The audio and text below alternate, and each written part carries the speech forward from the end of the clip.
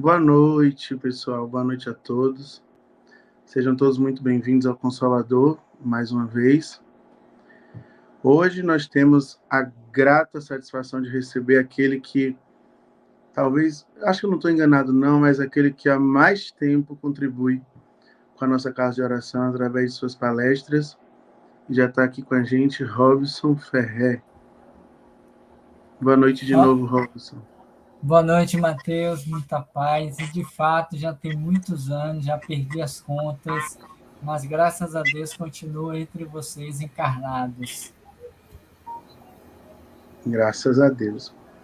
Para coordenar a reunião de hoje, Ari também já está aí na tela. Boa noite, Mateus. Boa noite, querido Robson Ferrer. Como o Mateus falou, é um companheiro de longas datas, contribuindo com a doutrina espírita, ajudando-nos a fazer esse trabalho com Jesus. E, mais uma vez, aqui conosco, para um tema interessantíssimo, um tema de grande importância, né? Os princípios básicos da doutrina espírita. Isso aí que nos norteia a caminhada, de vital importância para todos, né? Então, vamos elevar o pensamento ao alto, sintonizar os bons espíritos e aproveitar para agradecer mais essa oportunidade de estarmos aqui reunidos para mais uma noite de estudo do Evangelho de Jesus. Jesus, mestre dos mestres. Este que, por amor, um homem chamado amor, um espírito chamado amor, que esteve aqui conosco, encarnado, para materializar o seu Evangelho, para passar para nós, através da prática, e que nós possamos realmente valorizar todos os ensinamentos do Mestre e aproveitar o trabalho da espiritualidade maior, constante, em nosso favor. E esses irmãos abnegados que divulgam a doutrina espírita para a gente, dividindo conosco um pouco do que tem aprendido da doutrina espírita. Na noite de hoje, recebemos o nosso irmão Robson, que fará uso da palavra, que possamos absorver os ensinamentos que vão ser passados, que possam servir para que nós coloquemos em prática na nossa vida cotidiana. Assim é que abrimos a nossa noite de estudo do Evangelho com voto de muita paz para todos. E com a palavra, nosso irmão Robson Ferrer, falando sobre os princípios básicos da doutrina espírita. Obrigado, querido amigo Ari. Que Deus te abençoe, que Deus te proteja. Ao nosso querido jovem Mateus, que enquanto a prece estava sendo feita, eu me dava conta de que, muito provavelmente, Mateus, pela sua idade, quando eu estive pela primeira vez no Consolador, você ainda não estava encarnado nessa sua atual existência. De fato, são muitos anos que nós temos a alegria e o prazer de estar indo e vindo no Consolador, que fica aqui em Brotas, em Salvador, para a divulgação da doutrina espírita. E é um centro que tem uma peculiaridade por ser um centro bem familiar e também no qual muitas crianças elas fazem parte das atividades doutrinárias. Então, provavelmente eu vi você crescer nas atividades doutrinárias de quarta-feira lá no Consolador presencialmente. Hoje estar aqui com você, Mateus, com Arivaldo, com Thalita, que sempre nos convida, com a Evani, que começou com os convites, e toda a família do Consolador. É sempre uma alegria e um prazer renovado poder estar participando dessa família da qual eu também já faço parte. Então, nossos votos de muita paz para todos os companheiros aqui presentes e também aqueles que nos acompanham pelo chat. Que Deus nos abençoe, que Deus nos proteja, aqueles que virão depois, mais tarde, nos assistir, os companheiros amigos do canal Roteiro Espírita, que também nos acompanham, que nos ouvem, que nos seguem, que Deus possa envolvê-los todos em bênçãos de luz e de paz. Conforme foi dito hoje, o desafio é nós falarmos desses princípios básicos da doutrina espírita, que são aqueles que sustentam o arcabouço doutrinário da doutrina. E como todo princípio, para que ele possa sustentar, ele precisa de ter uma sustentação, ele precisa ter uma validação, porque não é possível nós nos dizermos espíritas sem acreditarmos ou partirmos desse pressuposto, desses 5 pilares, que alguns autores desdobram por 7, por 9, já vi até por 10, mas na base doutrinária são 5, que nós veremos cada um deles falando um pouquinho a respeito desses princípios básicos. Lembrando para os neófitos da doutrina que esse ano a doutrina dos espíritos, agora no dia 18, completar-se-á 165 anos da primeira edição do Livro dos Espíritos, que continha à época 501 perguntas e respostas. Somente mais tarde, ano seguinte, é que nós vamos ter, ou 2 anos depois, é que nós vamos ter a edição que nós conhecemos ainda hoje, com 1019 perguntas. E vale lembrar também que a doutrina espírita, enquanto terceira revelação, foi aquela antevista por Jesus, quando Jesus esteve conosco e anteviu a vinda do novo Consolador, do Consolador prometido.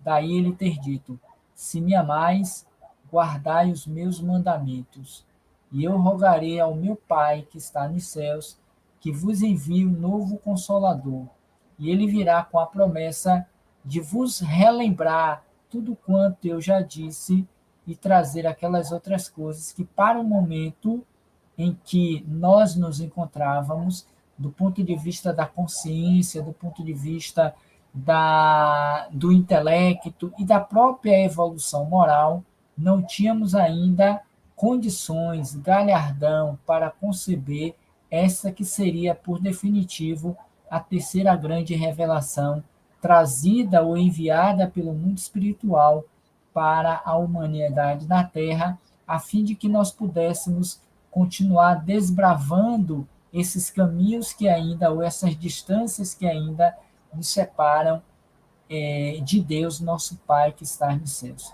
Visto que ter dito também Jesus que ele veio para implantar o reino de Deus entre nós e que ele, ao mesmo tempo, seria o caminho, a verdade e a vida, e que nenhum de nós chegaríamos até o Pai, a nossa destinação, que é a condição de nos tornarmos perfeitos, como perfeito é o nosso Pai Celestial, sem que passássemos por ele, Jesus, que na verdade significa sem que nós vivenciássemos a mensagem que ele nos trouxe, que na base dos ensinamentos resume-se na lei de amor, ou seja, todos fomos criados por Deus simples e ignorantes, para o atingimento desta meta, para alcançarmos essa condição de espíritos puros, e somente aqueles que muito amam é que são capazes de alcançar esse estágio de consciência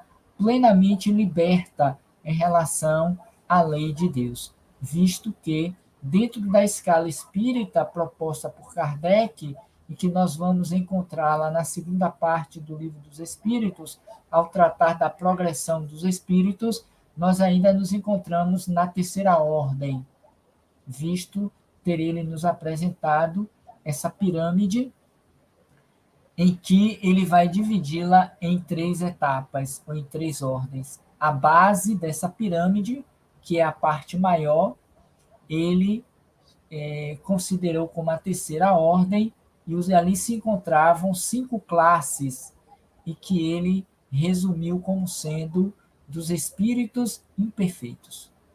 Nós, enquanto maioria, enquanto humanidade na Terra, nós fazemos parte desta ordem, mesmo considerando esse momento transitório pelo qual a Terra está passando. Mesmo entendendo que nós muito avançamos do ponto de vista do progresso material, intelectual, cultural, social, religioso, das leis humanas, mas ainda assim, por mais que tenhamos avançados, mais nos encontramos, por ora, nesse estágio primário da evolução. Portanto, a Terra se encontra em um mundo de provas e expiações para avançarmos à condição de mundo regenerado. Esse mundo regenerado dar-se-á quando a maior parcela dos espíritos ligados à Terra estiver na segunda ordem, porque essa terceira constitui-se de espíritos mais voltados, mais tendenciosos às coisas materiais do que às necessidades espirituais. E é o que nós temos visto no dia a dia das nossas interações humanas, que a nossa dedicação, que as nossas necessidades, que o nosso olhar está voltado para as coisas do mundo, para as necessidades primárias, que, no caso, foi estabelecido como sendo aquelas do umbigo para baixo, que são as necessidades de alimentação, de segurança, de sexo, a necessidade de procriação,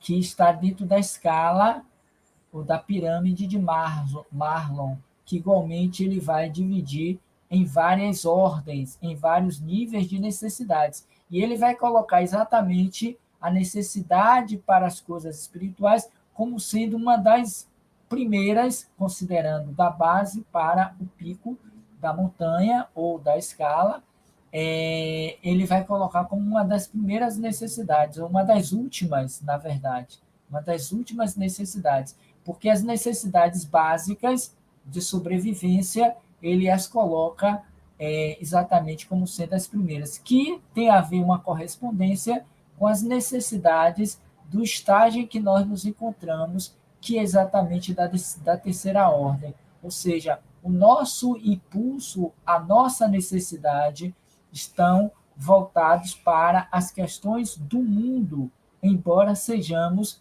espíritos em um processo de amadurecimento psicológico e espiritual. E que somente através das reencarnações nós vamos alcançando tal desiderato, tal objetivo.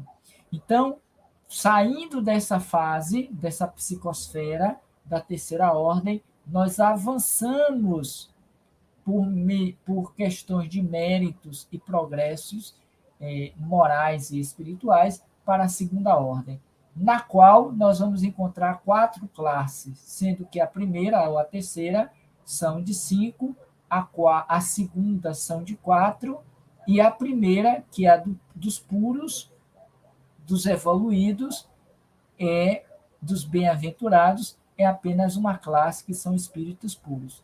Nessa segunda ordem, nós vamos encontrar os bons, os sábios, os prudentes e os superiores. São os espíritos que se encontram nessa faixa etária evolutiva. Mas o próprio Kardec vai nos dizer que entre uma classe, digamos, a 10ª para a 9ª, existem outros degraus, quase que infinitos, que significa dizer que para que cheguemos ao patamar outro, que seria a classe subsequente, nós vamos precisar subir vários degraus.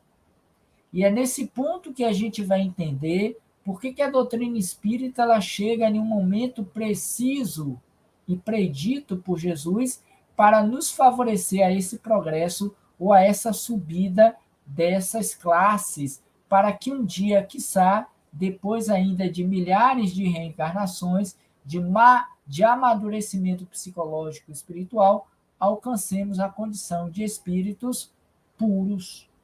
Porque esta é a nossa destinação. Do átomo ao arcanjo, todos estamos empreendendo esta caminhada, essa marcha, esse processo ascensional. Mas vai depender, e esta beleza da doutrina também, dentro do seu arcabouço doutrinário, é que vai precisar da nossa vontade, do nosso livre-arbítrio, do nosso empenho, da nossa dedicação, do nosso esforço, daquilo que nós estivermos produzindo em cada existência corporal, visto que o próprio Cristo disse a cada um segundo as suas obras. A semeadura é livre, mas a colheita é obrigatória. Então, nada nos virá que não seja por mérito. Deus não passa a mão pela cabeça dos seus filhos. Embora tenha nos dado o livre-arbítrio, a liberdade de escolha, mas nós somos responsáveis por aquilo que nós plantamos e, consequentemente, nós haveremos de colher.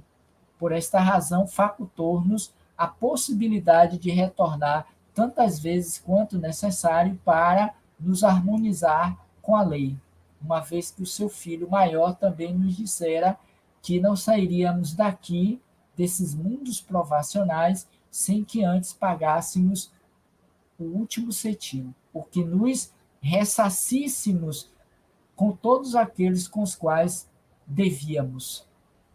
Reconcilia-te depressa com o teu adversário, enquanto estás a caminho com ele. Eis aí o sacrifício mais agradável a Deus. Nesse sentido, nós já podemos falar desse primeiro pressuposto. Lembrando, em um parêntese breve, que a doutrina espírita existe enquanto ciência, e como toda ciência precisa ter um objeto de estudo, o objeto de estudo da doutrina espírita, nessa feição científica, já que existe o tripé ciência, filosofia e religião, é exatamente o espírito. E o espírito somos todos nós, conforme já dissemos, criados por Deus simples e ignorantes, mas fadados a essa perfeição, a qual alcançaremos um dia, a depender do empenho que nós estivermos dando a cada experiência corporal, em que pese que todos alcançaremos essa condição. Então, o primeiro pressuposto, o primeiro princípio que sustenta o arcabouço doutrinário da doutrina espírita é Deus. Não dá para eu acreditar na doutrina espírita e não acreditar na existência de Deus. Eis aí o primeiro princípio da doutrina dos espíritos, é a crença em Deus. E é interessante, deixa eu pegar aqui o livro, está aqui. E é interessante que Kardec, ele vai começar a obra do Livro dos Espíritos, e não poderia ser diferente, lembrando para os que não conhecem ou que ainda não têm essa ligação direta com a doutrina, é possível que tenha alguém aqui no chat, ou aqueles que virão mais tarde, que o Livro dos Espíritos, esse que agora no dia 18 completa os 165 anos da sua primeira edição, e o mundo espiritual superior vai estar em festa, assim como a comunidade dos espíritos encarnados e desencarnados espíritas estarão comemorando mais uma passagem natalícia desse livro, que ainda é um Senhor desconhecido para todos nós, ele vai começar essa primeira parte em que ele vai tratar a respeito da criação, de Deus e a criação, né? Ele vai exatamente começar com a primeira pergunta em que ele questiona, que seria os elementos gerais do universo. Ele vai tratar a respeito de Deus. E a primeira pergunta é: o que é Deus? O que é? Não mais quem é Deus. Não mais o personifica, mas traz como um ser. O que é Deus? E a resposta obtida foi: Deus é a inteligência suprema, a causa primeira ou primária de todas as coisas. Querendo nos dizer que tudo que existe no universo é um ato de criação divina. Porque ainda que nós não saibamos, não o compreendamos na sua grandeza infinita, e somente Jesus soube fazê-lo e compreendê-lo, uma vez que disse: eu e o Pai somos um.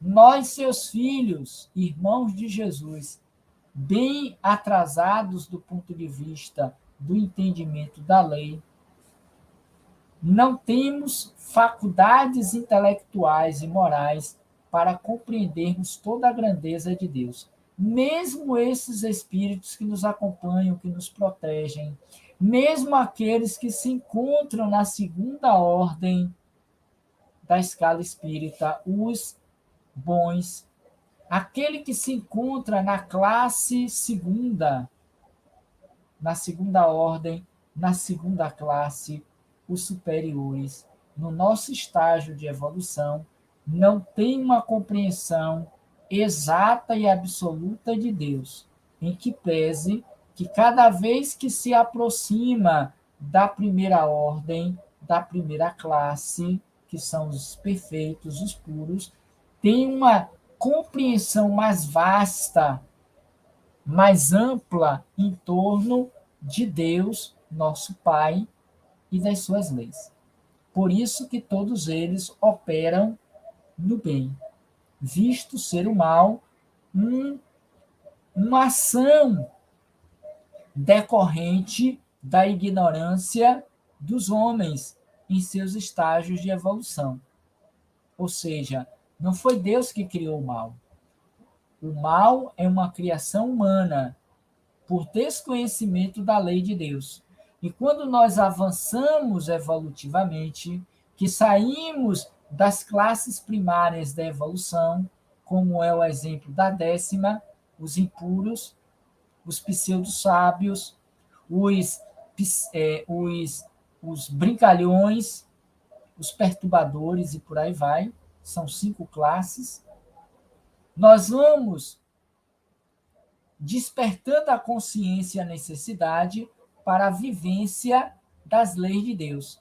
Então, quando nós adentramos a segunda ordem, a começar pelos sábios, pelos bons, pelos prudentes e superiores, essa compreensão e esta destinação vai se tornando cada vez mais evidenciada, mais determinante nas nossas escolhas, por conta do nosso livre-arbítrio, em que pese que, no estágio em que nos encontramos, mesmo na condição de terceira ordem, independentemente da classe, mas já existe um impulso, já existe um desejo, já existe uma movimentação em torno da prática do bem.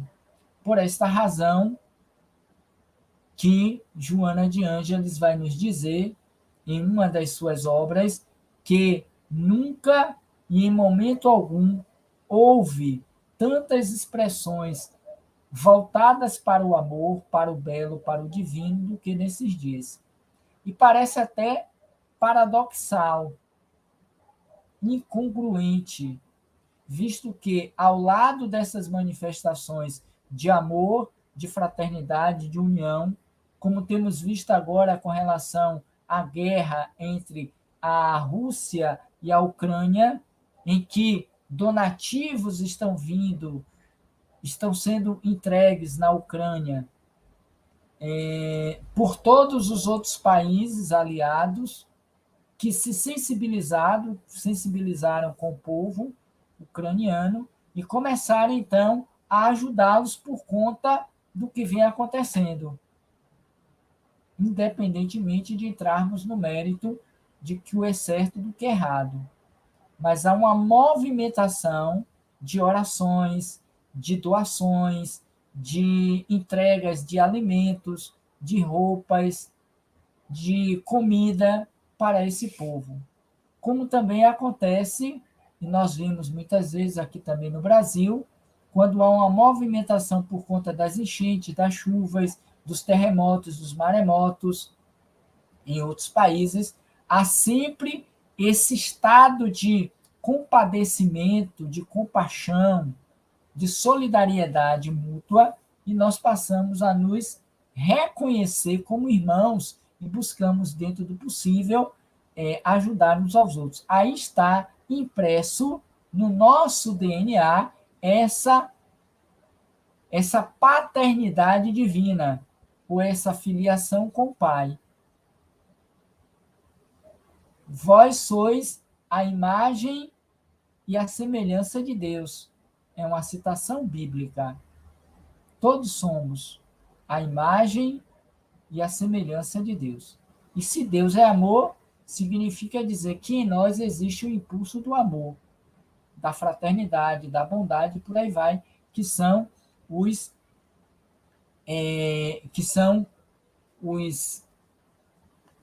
as características ou os atributos de Deus. Mas ao lado dessa mesma compaixão, existe um sentimento ainda de destruição, de violência, de guerra, de mortes desnecessárias. Isso mostra que nós estamos em trânsito. Nem somos totalmente maus, mas não somos totalmente bons.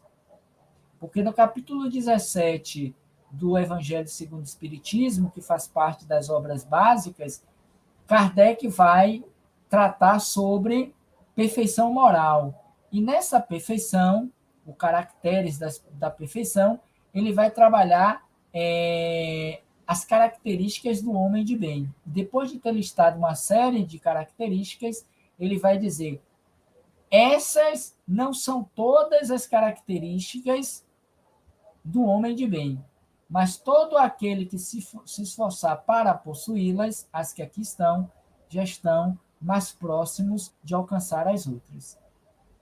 Porque tem outras características que talvez no nosso estágio de consciência ainda não seja possível compreendê-las, como nós não compreendemos Deus. Então, Deus, anotemos, são 5, é o primeiro princípio básico, um pressuposto da doutrina espírita, que não dá para a gente falar muito por conta do tempo, né? Então eu vou tentar fazer um resumo em cada um desses pressupostos.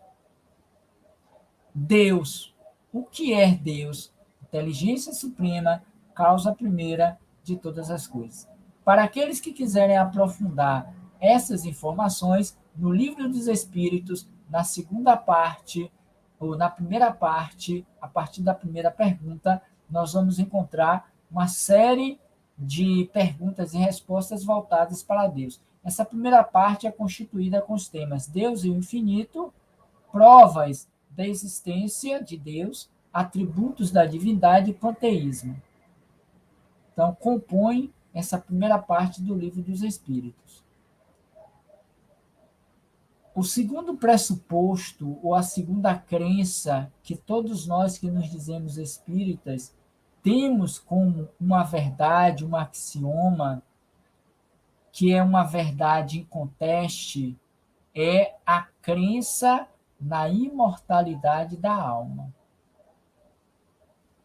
Não dá para eu me dizer espírita sem acreditar em Deus e na sobrevivência da alma, considerando que o corpo físico é um corpo transitório, é uma veste no qual o espírito que ali está animando aquele corpo utiliza-se todas as vezes em que ele precisa estabelecer um contato mais direto com a matéria, que ele precisa reencarnar.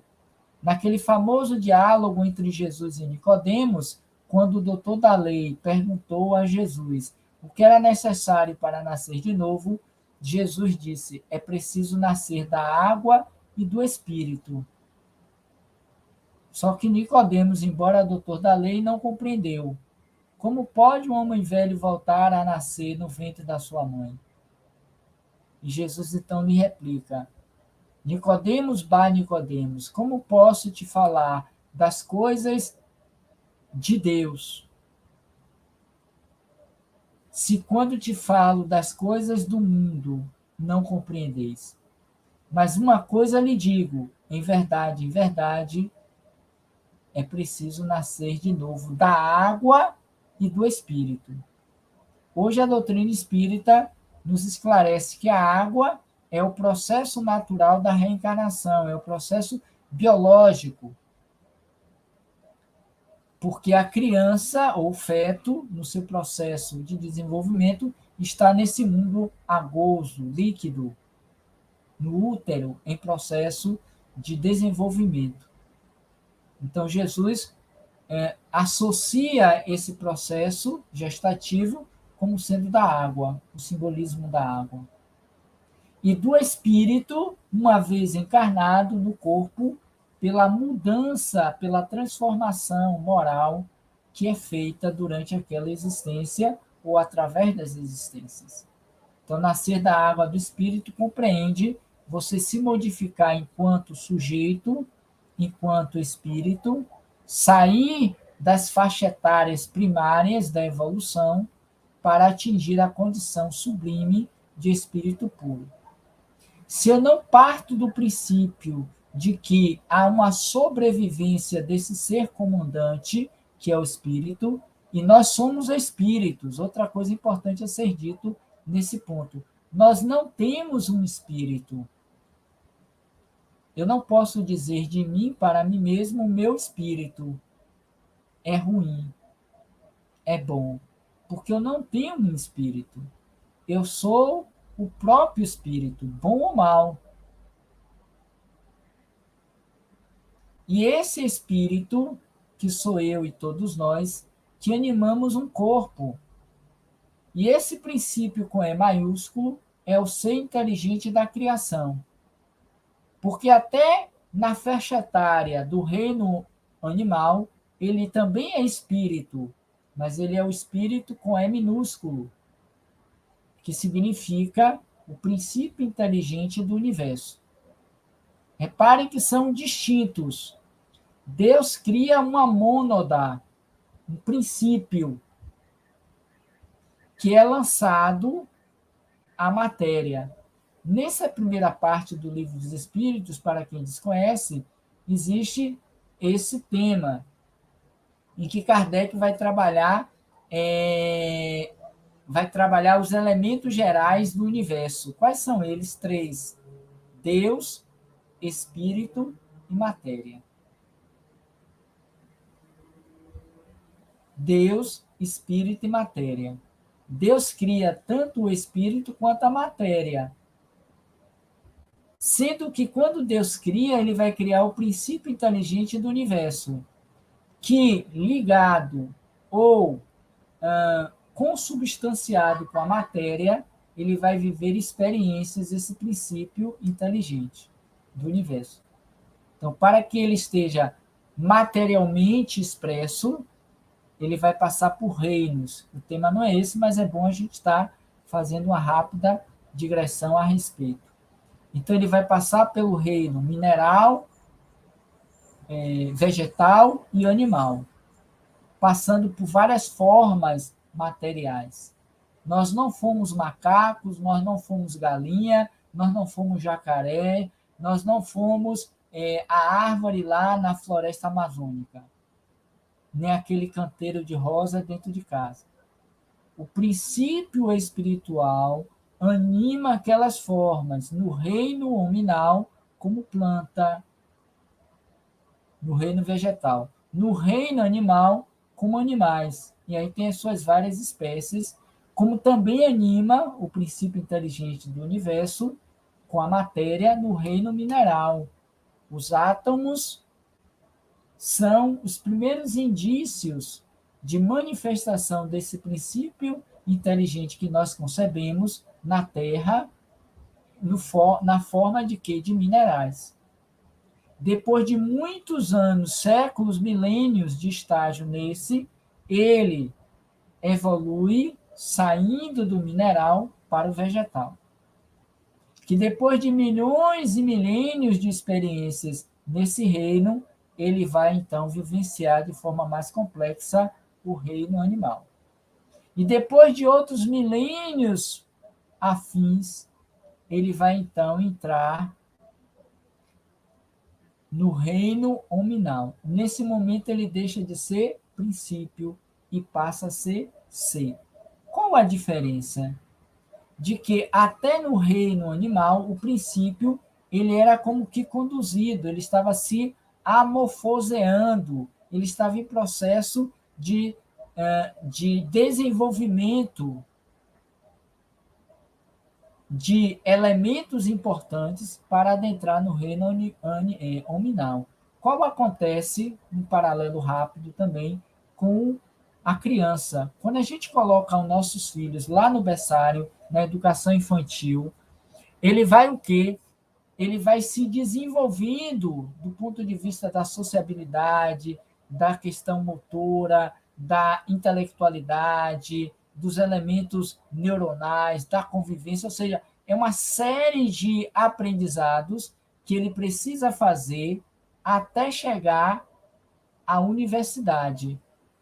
Então, ele passa por vários estágios de aprendizado, colhendo o quê? Informações, se desenvolvendo, se tornando uma pessoa inteligente, capaz de raciocinar, de ler, de escrever, e por aí vai. A escola tem esse papel de preparar o aluno para a universidade. Tanto é que ou era pelo menos, o suprassumo de todo colegial, entrar na faculdade. Quando entra na faculdade, ele passa a ser um universitário, diferencia, não é mais aluno, é universitário. E aí, como universitário, ele passa a ser, simbolicamente, ser inteligente da criação. Mas ainda assim, na condição de universitário ou ser inteligente da criação, ele vai aprender novos conteúdos e informações que ele não viu nas séries anteriores do ensino médio, do fundamental, da educação infantil. Mas, se ele não tivesse o aprendizado dessas classes subsequentes à faculdade, ele não conseguiria compreender os assuntos que ele ainda vai aprender. Porque ele é ascensional, o processo educacional. É acumulativo, mas precisa de conteúdos prévios. Ele precisa de uma informação que antecede. Então, eu preciso acreditar na imortalidade da alma, porque os espíritos não apreendem todo o conteúdo da lei de Deus em uma só encarnação. Por isso que nós acreditamos na reencarnação, que já é um outro princípio básico da doutrina espírita, que é a crença na pluralidade das existências. Porque não basta acreditar na imortalidade da alma. Muitas religiões acreditam na imortalidade da alma, que vai ficar estagnada no céu ou no inferno, de acordo com o que fez na sua última encarnação, na sua vida última. Morreu, acabou. O espírito vai para o céu ou para o inferno e fica lá fazendo o que eu não sei. A doutrina espírita acredita também, como base postular, a imortalidade da alma. Mas existe uma vida pulsante, é uma continuidade da existência carnal. O fato de morrer não significa dizer que se santificou ou que se demonizou. Continua a ser o mesmo Robson que o Grupo Consolador conhece há mais de 30 anos. Ponto. Não vai mudar nem a aparência. Porque como é que Thalita, Evani, Ari, Mateus, LN e tantos outros vão me reconhecer no mundo espiritual quando voltarem? Porque eu vou primeiro, viu? Como é que essa galera do Consolador vai me... Ó, Robson ali, ó, ele fez tanta palestra lá na casa de lá no Consolador. E aí, rapaz, está aqui há quanto tempo? Então, assim, para que haja essa convivência, eles precisam me reconhecer. Porque se eu estiver lá de olho puxado, se eu tiver de cabelo loiro, comprido, algo que valha gordinho e por aí vai, esse não é Robson que eu conheci na Terra. Alguma coisa mudou. É fake news. Vão passar por mim batido. Mas eles vão me ver tal qual eu vejo, ele me vê agora e vice-versa. Senão não vou poder dizer, e aí, Ari, você por aqui já? Tão cedo, rapaz? Como poderia identificar Ari se não fosse com essa configuração que eu conheço da mesma forma? Torcedor me parece que é do Bahia ou é do Vitória, né? Acho que é do Vitória. Brincadeira, do Bahia, senão ele fica zangado comigo. Como é que pode torcer ou reconhecê-lo como torcedor do Bahia, se não for com as características dele? Impossível. Então, a pluralidade das existências significa dizer que o espírito retorna tantas vezes quanto necessário para fazer o seu processo de quê? De espiritualização, para atingir o quê, Robson? A primeira ordem da escala espírita. Porque Deus não cria ninguém perfeito. Nem o próprio Jesus foi criado por Deus perfeito. Foi criado que nem a mim, Ari, a todos. Simples, ignorante. Mas fadado à perfeição. Qual a diferença entre mim e Jesus? Que Jesus já tem alguns bilhões de anos criado. E ele seguiu o caminho, segundo Emmanuel e o próprio Kardec, os Espíritos, no livro dos Espíritos, pelo caminho do bem. Nunca desviou do caminho do bem. Acelerou o processo dele. Como ele nos fez, eu também não sei. Mas aí, só quando estivermos na escala, na primeira ordem, para entender essa história. Eu, Robson, não. Estou me desviando, transviando em cada encarnação.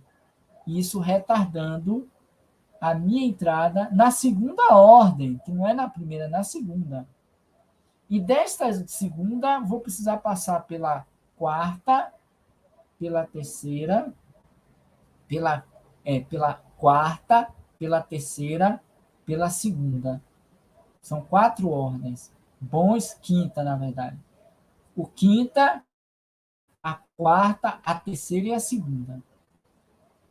E entre a quinta e a quarta, existem degraus que eu vou precisar passar. Acredito que todos já fizeram essa experiência, se não por morar em prédios com vários andares, pelo menos para fazer alguma coisa, visitar alguém, ou ir em uma repartição em um prédio de vários andares, ou no dentista, sei lá qual for a situação. Todos conhecem, evidentemente, lógico, um prédio com vários andares. E esses andares eles são divididos por escadas, porque quando o elevador não funciona, você tem que subir a escada. Ou até está funcionando, está demorando muito, a gente vai de quê? De escada. E para você chegar de um andar para o outro, que é o patamar, que corresponde àquele andar X, eu preciso subir uma escada com vários degraus. Porque até aí, bom, a evolução se dá dessa forma. Digamos que eu já esteja no primeiro andar. Tá? Já estou no primeiro andar. Mas o meu dentista é no segundo ou no terceiro, para ficar melhor. Como eu estou subindo as escadas, indo de escada, eu vou precisar subir agora os degraus que correspondem entre o primeiro e o segundo andar. No primeiro andar, eu não consigo descer do ponto de vista da evolução lá para baixo para o playground, quando eu comecei. Então, eu não posso chegar a mais. Eu subo os degraus dessa escada que me leva ao segundo andar. Eu posso estar já no último, e por uma falha minha, moral, eu rolar até o andar primeiro. Eu não desço para o playground, mas eu fico estacionado no primeiro. Mas se eu subir até o segundo andar, uma vez que o meu dentista é no terceiro, ninguém, nem Deus, me tira do segundo e me põe no primeiro. A evolução se dá assim. Não sei se eu me fiz compreender ou se eu confundi mais. Do patamar para baixo eu não desço, não retroajo, mas eu posso rolar a escada abaixo e voltar para aquele ponto que eu comecei a subida da escada. Por isso que nós vemos personalidades, espíritos que já estão prestes a atingir um novo patamar evolutivo, mas que decaíram. São chamados espíritos que decaíram na Bíblia porque não atingiram o patamar seguinte. E aí retrocederam, ou pararam no meio da escada e vão ter que subir, ou rolaram tanto que caiu lá no andar que eles começaram a subir a escada. Porque o meu erro pode ser um erro pequenininho. Então, assim, você vai descer 2 degraus, que nem aquela brincadeira do jogo que tinha, né? Volte 3 casas, vá 3 casas para frente, né? Assim, fica aí parado. É mais ou menos assim também a evolução. Não é uma coisa direta, com exceção a Jesus. Então, acreditar na pluralidade das existências que nós chamamos como reencarnação. Não tem espírita que diga, eu acredito na doutrina espírita, eu só não acredito na reencarnação. E acreditem, tem muita gente dizendo espírita sem acreditar em reencarnação. Não tem lógica. É melhor que você vai ser evangélico, católico, qualquer uma outra denominação religiosa, com todo respeito a ela. Só não seja espírita. Porque é inconcebível um espírita dizer que não acredita em reencarnação. Não tem lógica. E a segunda parte do Livro dos Espíritos, só enquanto reforço, Kardec vai tratar exatamente na parte científica do mundo espiritual, da existência da alma após a morte, é a base da doutrina espírita, é o que deu fundamento teórico para que Kardec entrasse na discussão daqueles fenômenos que estavam acontecendo em Radeville, em Paris também, não propriamente Paris. Radeville nos Estados Unidos e é o pré-espiritismo. Mas em Paris, Kardec entra depois das manifestações das mesas girantes. Mas não posso entrar também por conta do tempo. Então, nós já temos Deus, temos a imortalidade da alma e temos a pluralidade das existências. Mas a gente precisa também acreditar, fazendo um contraponto com a crença na imortalidade da alma, que além da comunicabilidade com a alma, nós temos a crença, na imortalidade da alma, a crença, nós temos também a crença na comunicabilidade entre os espíritos, desencarnados e encarnados, que alguns autores chamam de mediunidade. O princípio básico da doutrina, mediunidade, não é propriamente mediunidade. A mediunidade é uma faculdade que nos permite a comunicação com os espíritos. Mas o pressuposto é a crença na comunicabilidade dos espíritos. Como é que é feita essa comunicabilidade? Através de uma faculdade que é orgânica, que algumas pessoas possuem e que são tidas como médios, que interagem no psiquismo do espírito desencarnado e este para com o nosso, influência dos espíritos sobre o mundo corporal, e aí produzem as chamadas comunicações. Então, toda a obra básica de Kardec é dividida pelo menos em 2 etapas. Uma dos estudos de Kardec, os seus manuscritos, e na comunicação propriamente dos espíritos com Kardec, com as reuniões mediúnicas com as meninas Bodan e algumas outras médiuns. Dizem até que uma dessas meninas foi uma das reencarnações de Chico Xavier. Se é verdade ou não, não sabemos, mas é o que alguns dizem de uma forma pressuposta, né? Algumas crenças. Então, crença em Deus, na imortalidade, na comunicabilidade com os espíritos, ou seja, eles voltam, além de estarem vivendo no mundo espiritual, eles voltam para dizer, a vida continua. E foi a partir daí que Kardec se debruça naqueles eventos para estudar a doutrina espírita. E falta, então, mais um, não é isso? Falamos de 4. Deus, imortalidade, comunicabilidade, pluralidade das existências. E vem uma outra pluralidade, que chama-se dos mundos habitados. Ou seja, nós acreditamos que existem vidas em outros planetas. Porque a Terra, por mais inteligente que ela possa vir a ser, e o é, em parte, mas não é possível para o espírito aprender todo o seu aprendizado espiritual em um único planeta. Quer um exemplo? Não existe universidade em lugar nenhum no mundo, isso eu posso afiançar a vocês, como não existe escola nenhuma no mundo que consiga dar todo o conteúdo informativo necessário para um estudante que entra lá no berçário até a sua pós-graduação como doutorado em uma única escola. No que se refere a todos os saberes que existem hoje no universo. Por esta razão, existem milhares de universidades que formam milhares de universitários nas suas mais variadas áreas do conhecimento. Porque uma, por mais capacitada, não é capaz de conceber todas essas informações. Então, existem escolas de educação infantil, porque o aluno, até naquele momento, vai conceber aquela informação. Chegou a uma certa idade, antes dos 7, ela é, então, para a educação fundamental, que antigamente começava no primeiro ano. Fundamental 1, do primeiro ao 4º ano.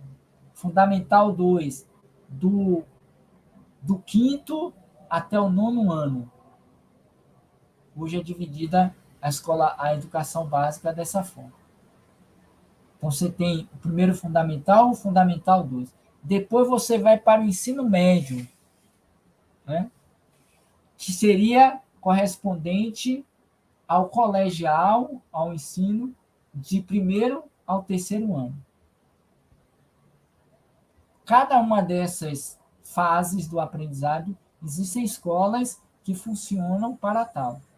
Você vai encontrar em Salvador escolas só para o Fundamental 1 e 2, escola só para a educação infantil, escola só para o ensino médio. Ponto. E quando ele chega no 3º, vai fazer o quê? Vai parar de estudar? Não. Ele vai para uma outra escola de formação ou técnica ou do ensino superior. Eu quero fazer contabilidade. Você vai para uma universidade que tenha cursos ligados à contabilidade. Eu quero trabalhar na área de justiça, para a faculdade de direito. Eu quero fazer engenharia, mas para uma escola que tenha cursos de engenharia. Pode ter até todos os cursos de engenharia naquela mesma universidade. Legal, porque são segmentados. Mas você não vai encontrar uma universidade que tenha todos de psicologia, todos de pedagogia, todos de ciências exatas, todos de ciências humanas. Não existe. Você pode até encontrar, mas você não vai encontrar também pós-graduação de todas essas áreas, nem lato sensu, nem stricto sensu. a evolução, que eu estou trazendo essa fala para dizer que um mundo só, Terra, não consegue. Então, eu preciso estagiar em muitas escolas, mundos, para que o meu aprendizado seja completo, como completo foi de Jesus, quando esteve conosco. Existe uma estimativa de que a Terra ela existe há aproximadamente 6 bilhões de anos, ou mais de 6 bilhões de anos. Mais de 6 bilhões de anos. E acreditem, há 6 bilhões de anos, Jesus está lá na questão 625. Eu vou até pegar ela aqui e ser bem ipsilítare, rapidinho. 625, quando Kardec está tratando sobre as leis naturais ou as leis divinas, e questiona, está aqui a 625. Eu poderia simplesmente citá-la, mas vou ser bem ipsilítare. Qual o tipo mais perfeito que Deus ofereceu ao homem para lhe servir de guia e modelo? Vou repetir. Qual é o tipo mais perfeito que Deus ofereceu ao homem para lhe servir de guia e modelo? O bambambam da história na Terra, quem é? Veio de Jesus, ou simplesmente Jesus. E em nota de rodapé, Kardec coloca: Jesus é para o homem o modelo da perfeição moral que a humanidade pode pretender sobre a Terra. Pode pretender sobre a Terra, porque fora da Terra deve ter outros mais do que o próprio Jesus, possivelmente.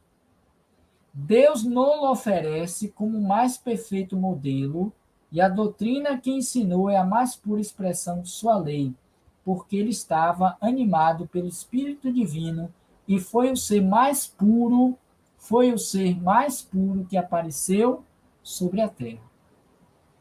Se alguns daqueles que pretendem instruir o homem na lei de Deus, algumas vezes a extraviaram por meio de falsos princípios, foi por se deixarem dominar eles mesmos por sentimentos muito terrestres e por terem confundido as leis que regem as condições da vida, da alma, com aquelas que regem a vida do corpo. Vários deram como leis divinas o que não eram senão leis humanas, como é o caso lá de Moisés. Também aconteceu isso. Criadas para servir as paixões ou dominar os homens. Ou seja, muitos fizeram as guerras santas em nome do amor de Deus, por conta da mensagem de Jesus. E Deus foi o maior pacificador que nós conhecemos na Terra. Um grande modelo.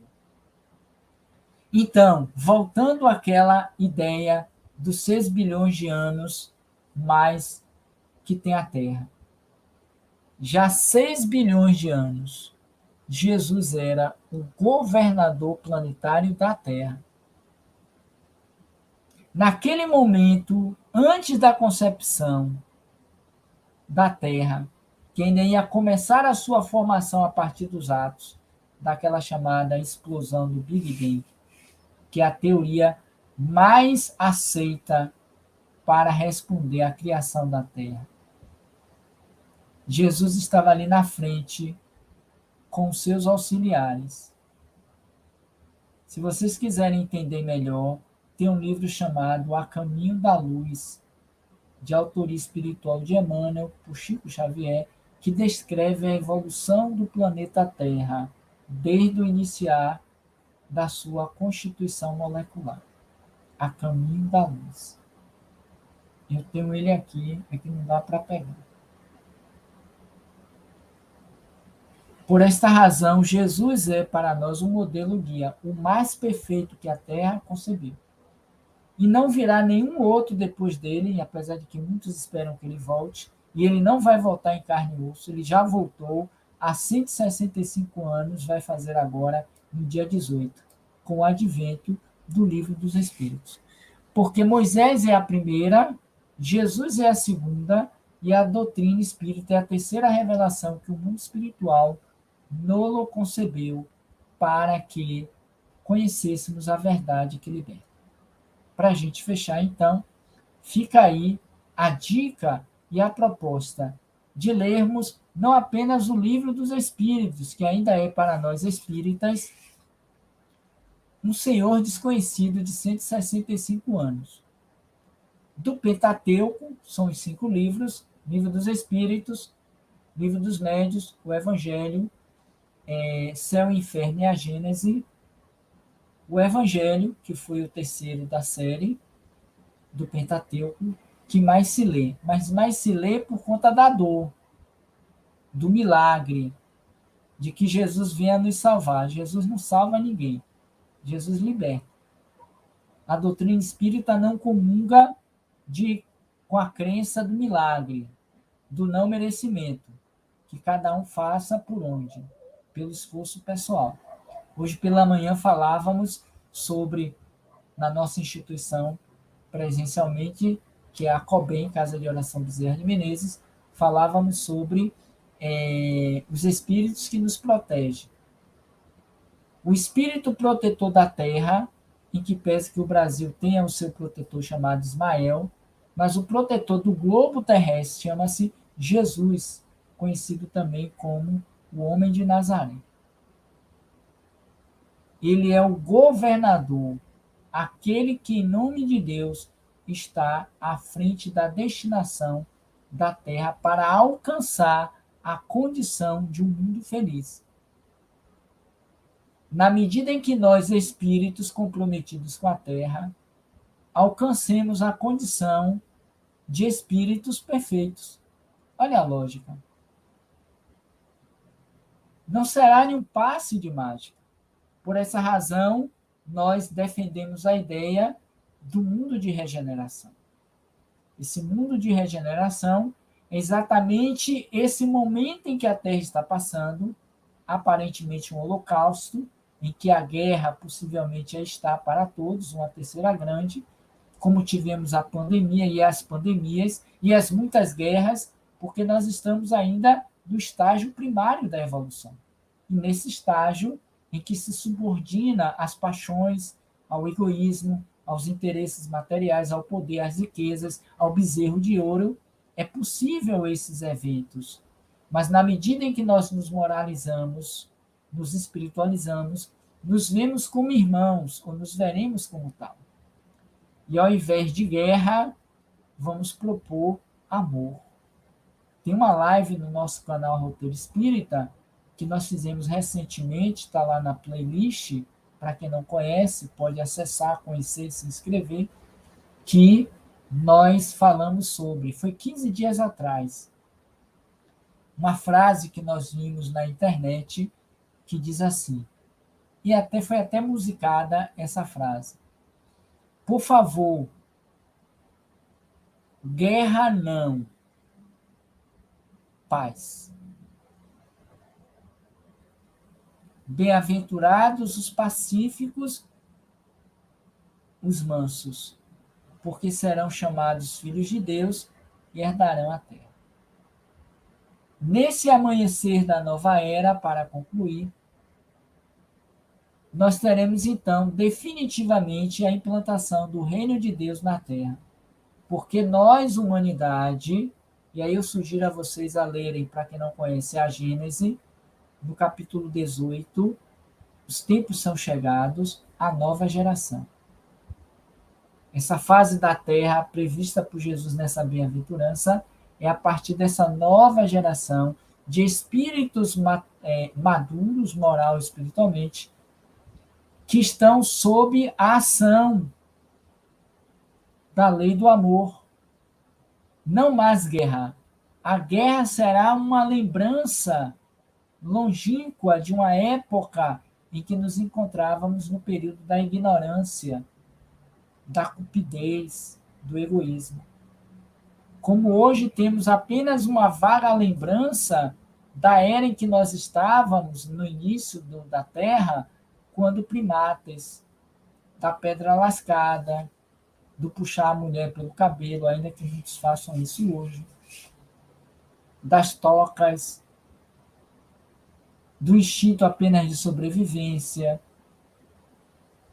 Mas é preciso que eu me moralize fundamentado nesses 5 princípios: Deus, imortalidade da alma, porque a vida continua, a morte não existe, Deus, nosso Pai de amor e de bondade, a comunicabilidade dos espíritos que voltam para dizer que a vida continua e que seremos lá mediante o que tivermos feito aqui, a pluralidade das existências ou as reencarnações, esse estágio de chegar lá no último andar do prédio, subindo as escadas, é um esforço através das reencarnações, do subir de cada degrau, já que ninguém dá o primeiro passo em uma escada para chegar no último, no andar de cima, não existe isso.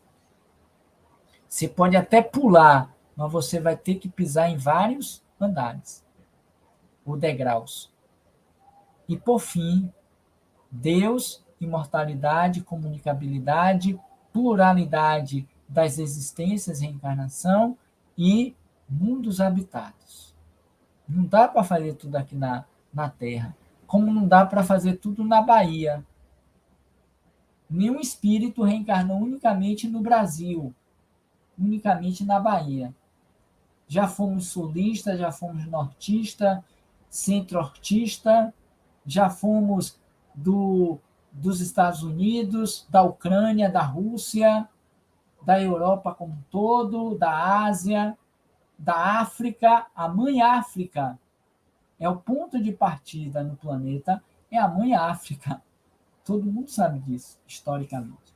Então, fechando, a ideia é essa. Para que eu me diga espírita, verdadeiramente, é preciso que eu tenha como base esses 5 princípios norteadores da doutrina dos espíritos, que não foram estabelecidos por Kardec, há de se dizer isso na fala final. Mas os espíritos ditaram a Kardec como sendo princípios únicos para tornar-se espírita. Portanto, avantes. Façamos desta doutrina de 165 anos a doutrina que nos levará de fato e verdadeiramente ao grande encontro com o Pai que está nos céus nos aguardando. No mais, agradeço a todos pela oportunidade feliz desse reencontro aqui no canal do Centro Espírito Consolador. Espero revê-lo em breve, presencialmente, na casa do Consolador, mas feliz por estar aqui virtualmente, participando desse momento de reflexão e de aprendizagem. A todos, muita paz, muito obrigado e até a próxima oportunidade, se Deus assim o permitir. Com vocês, meninos. Obrigado, Robson, mais uma vez por ter aceito o convite. De fato, tanto você me viu, quanto eu te vi desenvolvendo no centro. E quando eu digo que é uma satisfação recebê-lo aqui, é porque realmente é para a gente muito instrutivo, e esse tema foi escolhido assim a dedo. A gente tem muita gente que já gostava do espiritismo, já procurava trabalhar, frequentar, mas na pandemia esse número, graças a Deus, aumentou. Então, é um tema muito importante, muito sensível, nesse momento que a gente está se preparando para retomar as atividades presenciais. Então, muito obrigado. Eu não vou falar muito não, por causa do horário. Passa logo para Ari. Obrigado, Robson, por mais essa noite de contribuição com todos nós. Certamente absorvemos muitas informações que vão ser muito importantes para nós. E da próxima vez, certamente será presencial. Viu? Deus permita, quanto antes. Tá bom. Então, nosso irmão Moacir vai fazer a prece de encerramento das nossas atividades. Ok, Cici. Ari, tudo bem. Vamos então encerrar os nossos trabalhos, a nossa palestra. O companheiro Robson, faz tempo que a gente não vê. Robson. Então, vamos encerrar com a prece do Espírito André Luiz, onde ele começa dizendo assim: Senhor Jesus, abençoe o nosso trabalho, os nossos estudos, o nosso desejo de progredirmos e de chegar mais perto de Deus. Ajuda-nos, Senhor, a estar contigo, tanto quanto estás conosco, nos nossos empreendimentos, nas nossas realizações para o bem.